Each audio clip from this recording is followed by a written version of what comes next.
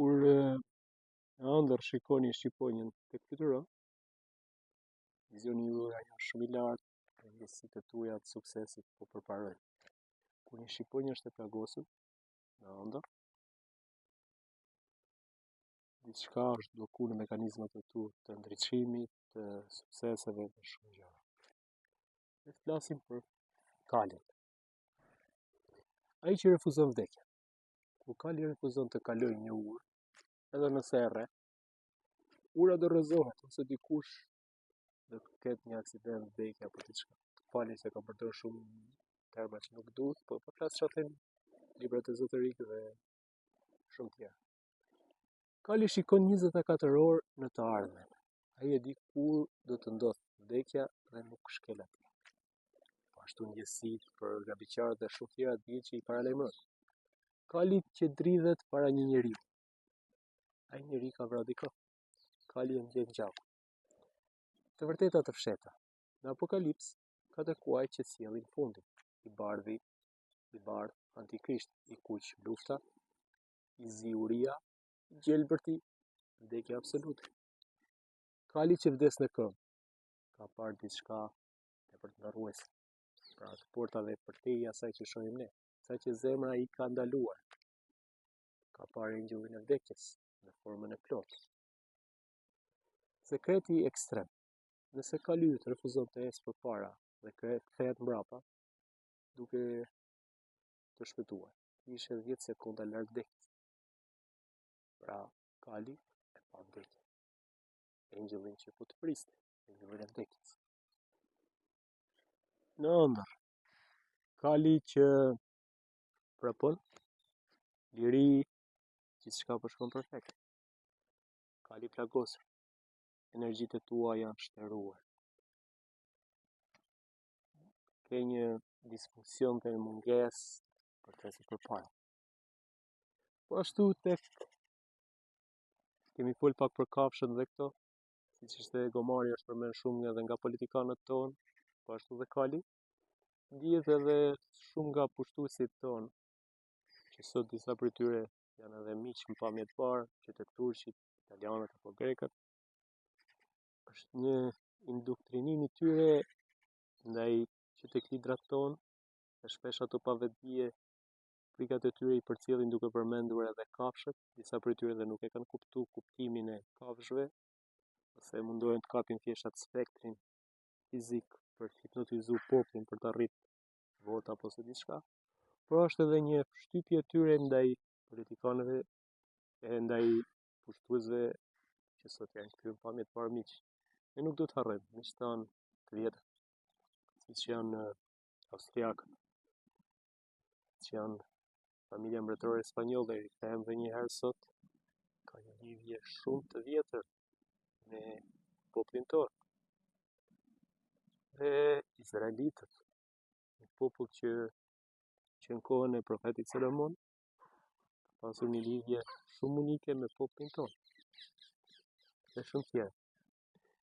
Ne flasim për dhelprën, dhelpra mashtruese që tek prallat dhe shumë vende që ne i theksojmë. Që realisht dhelpra është që tek japonezët që do t'i shpjegojmë e shumë tjera ka një lëvizje të saj midis të gjitha dimensioneve, por nuk përfaqëson asgjë, pra është thjesht një iluzion. Dhelpra është mashtruesja e realitetit. Kur dhelpra të shikon drejt në sy dhe nuk ikën, ajo po të lexon fatin tënd. Po ma sa kohë ka mbetur? Sukses, një jetë, shumë gjëra. Sekretet e ndaluara. Dhelpra me 9 bishta ka jetuar 1000 vjet. Pra në libra të fshehtë që të kinezët ashtu edhe japonezët. Ajo di të gjitha sekretet e asaj toke, aty ku do. Ajo di ku janë varrosur të vdekurit, ku janë kryervrasit, ku janë dhe mallkimet. Dhelpra që hyn në shtëpi dhe nuk del. Dikush në atë shtëpi është magjistar, ose ka lidhje me botën e padukshme. Pra duhet theksu, duhet pa. Ka dhe njerëz që komunikojnë në dhelpra, por që njohin botën e padukshme, nuk do të thotë që janë magjistar, por edhe ato që merren. Në Japoni, kitsune mund të marrë formën e njeriut. Ajo martohet, sjell fëmijë, jeton vite dhe pastaj zhduket. Fëmijët e saj janë gjysmë-xhin. Sekreti ekstrem. Nëse sheh dhelpër që të pason për ditë, ajo nuk është dhelpër e vërtetë. Është një xhin në formë dhelpre që po të studion. Po vendos nëse do të pushtoj, po vendos nëse do jetë sklavi jot apo do jesh ti sklavi i tij. Pasi ka shumë xhin, ka dhe xhin të mirë, ka dhe xhin të këqij. Për dhelprat në ëndër, flasim që shikon. Pra një dhelpër që të shikon, do thotë që dikush të ka mashtruar shumë herë. Do të kesh kujdes. Ndërsa nëse një dhelpër është shumë miqësore në ëndër me ty, do të thotë që mendja jote kreative është jashtëzakonshme. Lakuriçi i natës.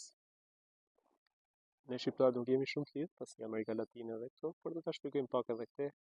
Në këtë video që do ta shikojmë është shumë e thellë, e gjatë. E di që 90% e publikut ka vullnetin për t'i ndjekur deri në fund gjërat, por është bërë më shumë për të shpërndarë diçka për ato njerëz që kanë guximin dhe kanë durimin për ta ndjekur diçka deri në fund. Lakuriçi i natës. Udhëtari i errësirës. Kur lakuriçi fluturon në dhomën tënde në orën 3 të natës, siç tham pak a shumë më shumë për Amerikën Latine, portali është i hapur në atë dhomë.